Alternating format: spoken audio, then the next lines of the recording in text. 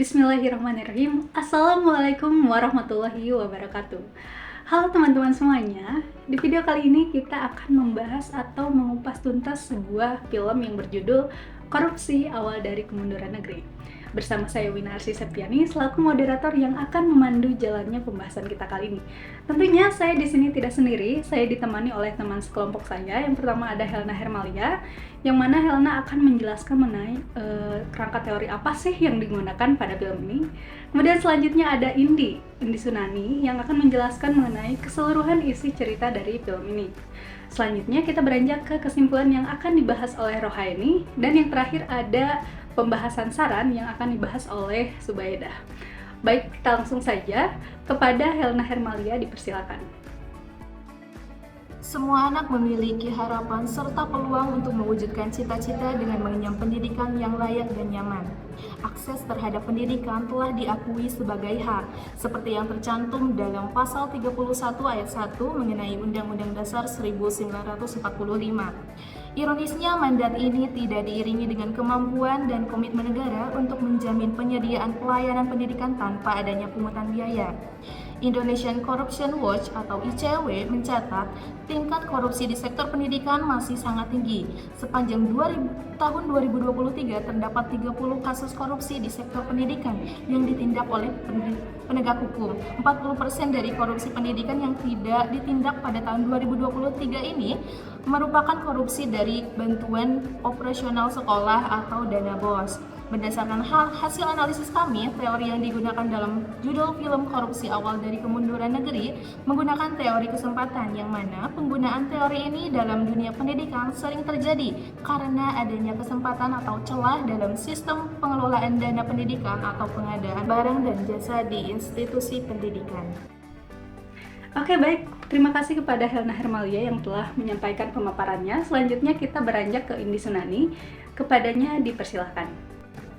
Baik, berikut ini saya akan menyampaikan mengenai pembahasan dari kelompok kami, bahwasanya itu dampak negatif dari praktik korupsi seperti suap dan penyalahgunaan dana bantuan operasional sekolah atau disingkat dengan BOS terhadap kualitas pendidikan dan kesenjangan sosial. Korupsi dalam sektor pendidikan dapat menurunkan mutu pendidikan karena dana yang seharusnya digunakan untuk meningkatkan sarana dan prasarana pendidikan disalahgunakan untuk kepentingan pribadi.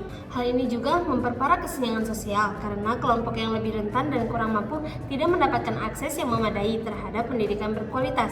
Praktek korupsi dalam membentuk suap dan penyalahgunaan dana BOS berdampak buruk pada kualitas pendidikan dan memperburuk ketidaksetaraan sosial.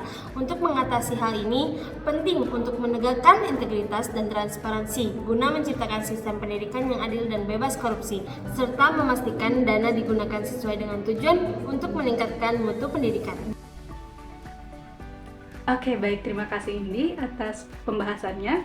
Oke, kita beranjak kepada kesimpulan yang akan dibahas oleh Rohaini. Kepadanya disilahkan. Baik, saya akan menyampaikan kesimpulan berdasarkan pembahasan yang telah disampaikan oleh rekan-rekan saya, bahwasanya mencerdaskan kehidupan bangsa merupakan tugas serta tujuan negara Indonesia yang tertuang dalam pembukaan Undang-Undang Dasar Negara Republik tahun 1945, di mana pada pasal 31 terdiri dari 5 ayat yang menjelaskan bahwa setiap warga negara Indonesia berhak mendapatkan akses pendidikan yang layak.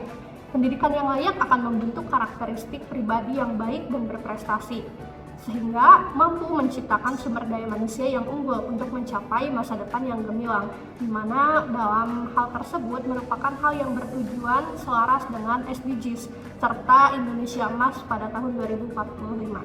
Nah, bantuan pendidikan itu harus tersalurkan dengan baik dan stop adanya korupsi serta pungli dalam pendidikan yang dapat merenggut peluang anak bangsa kita dalam mendapatkan pendidikan untuk mencapai masa depannya. Biasakan yang benar, jangan benarkan yang biasa. Stop korupsi.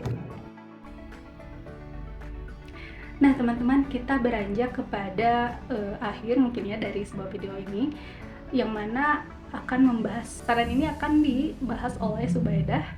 Kepadanya dipersilahkan. Baik, terima kasih. Selanjutnya saya akan menyampaikan beberapa saran untuk mengurangi tingkat korupsi di dunia pendidikan anak pada tingkat SD ataupun perguruan tinggi. Yang pertama itu adalah implementasi kebijakan untuk meningkatkan transparansi dan akuntabilitas dalam penggunaan dana pendidikan serta proses pengambilan keputusan. Kemudian saran yang kedua adalah melibatkan masyarakat dalam pengawasan dan pengelolaan pendidikan melalui komite sekolah ataupun forum komunitas untuk mengurangi kesempatan praktik korupsi. Saran selanjutnya adalah memanfaatkan teknologi seperti Simpendak atau aplikasi lainnya untuk meningkatkan transparansi dan efisiensi dalam pengelolaan data dan juga informasi pendidikan. Selanjutnya adalah menetapkan sanksi yang tegas dan adil bagi pelaku korupsi di bidang pendidikan sebagai deteran yang efektif.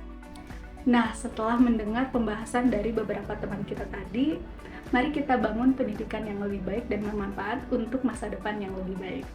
Mungkin itu saja yang dapat kita sampaikan, kurang dan lebihnya mohon maaf. Wassalamualaikum warahmatullahi wabarakatuh. Dadah.